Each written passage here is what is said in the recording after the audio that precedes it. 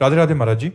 महाराज जी, भगवत गीता के अनुसार जैसे वायु रहित स्थान में दीपक की लो चलायमान नहीं होती, वैसे ही उपमा पांच ज्ञान इंद्रियां के विषय के साथ ऐसी चित्त की स्थिति कैसे संभव हो सकती है? अभ्यास योग युक्तेन चेतसा नान्यगामिना।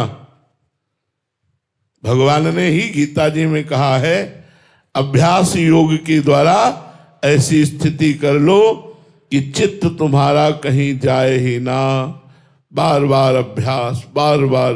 अब भोगाभ्यास जो हमने बहुत जन्मों में किया है वो हमारे चित्त को डुलाता है। कभी भोगाकर्षण, कभी योगाकर्षण, कभी विषयाकर्षण, कभी भगवदाकर्षण। इसी बात की तो साधना है कि विषयाकर्षण को काट करके भगवद आकर्षण को हम पुष्ट करें, पर होता उल्टा होता है। भगवान का भजन तो 2 घंटे बाद भी कर लेंगे, ये विषय भोग लेते हैं। भोगाकर्षण को पुष्ट करके भगवद आकर्षण को हम काट देते हैं, इसीलिए जन्म का जन्म लग जाता है, भगवत साक्षात्कार नहीं होता।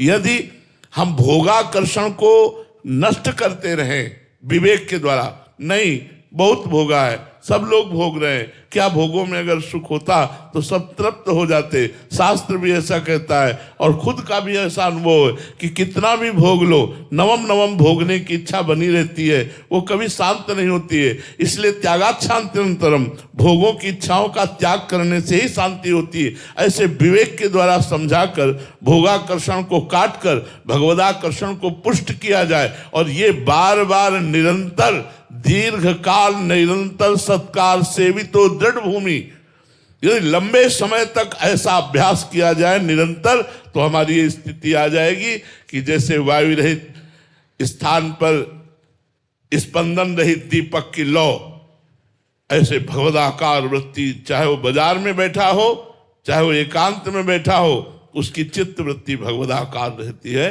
पर ये बहुत लंबे समय तक प्रयास निरंतर और भगवत कृपा और भोगाकर्षण का त्याग, तब जाकर के बात संभलती है।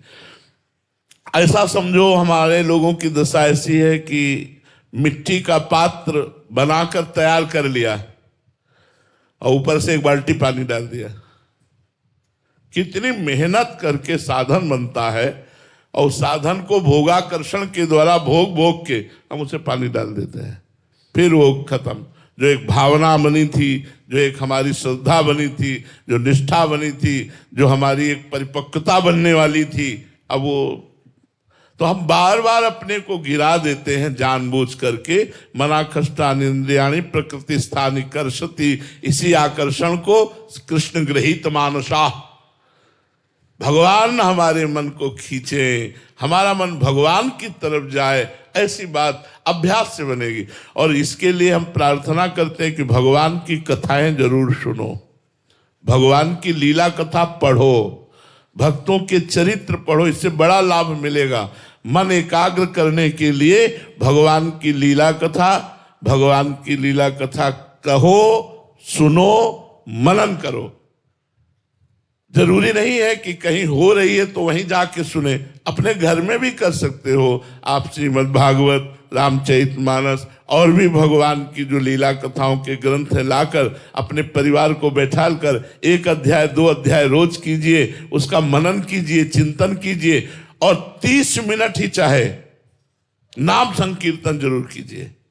ताली बजा के, मंजीरा ढोलक बजाकर, या ऐसे ही 30 मिनट नाम संकीर्तन, 1-2 अध्याय भागवत चर्चा सुनो और उसका मनन करो, और निरंतर नाम जपने का अभ्यास करो, और किसी न किसी संत से जुड़े रहो, किसी न किसी संत से आंतरिक जुड़े रहो।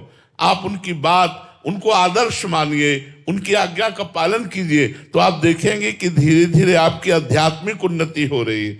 अच्छा, आध्यात्मिक उन्नति का अपने को पता नहीं चलना, अगर पता चल गया तो अहंकार आ जाएगा। इसलिए भगवान आध्यात्मिक मार्ग में चलने वाले के सामने उसकी कमी डालते रहते हैं, तो वो देखता रहता है अपने कमियों को, और वो हर समय उदास रहता है कि अभी तो मेरे में ये कमी है, अभी तो, और वो उन्नति को प्राप्त होता चला जाता है। और जिसका दुर्भाग्य होता है उसको अपनी आध्यात्मिक उन्नति का पता चल जाता है कि मैं ऐसा, देखो वो ऐसा, तो फिर वो गिरना शुरू हो जाता है। भगवान कृपा करें कि हमें कुछ पता न चले और हम निरंतर भगवान की तरफ बढ़ें, हमें कहीं सद्गुणों का, कहीं भजन का, कहीं अध्यात्म का अभिमान ना आ जाए। अभिमान आया कि सब दूर हो जाएगा, सब बेकार हो जाएगा।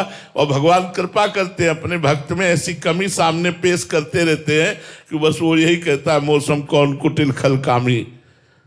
रात दिन प्रभु के भजन में लगे और कह रहे जिन मुँह को तन दियो ताको न भजन की ऐसो नमक हरामी, मौसम कौन कुटिल खल कामी। देखो हनुमान जी महाराज कह रहे असमय अधम सखा सुनो मोहू पर रघुवीर। ये भक्तों के ऊपर भगवान की विशेष कृपा होती कि उनको कभी सद्गुणों का अभिमान नहीं आने पाता, भजन का अभिमान नहीं आने पाता। जितना शुद्ध भजन होगा उतना दैन्यता होगी, निराभिमानिता होगी, सबहि मान प्रद आप अमानी, सबको सम्मान देने की भावना होगी और स्वयं मान रहित होने की भावना होगी। तो धीरे धीरे हमारा मन अविचल हो जाएगा भगवान में। इकट्ठे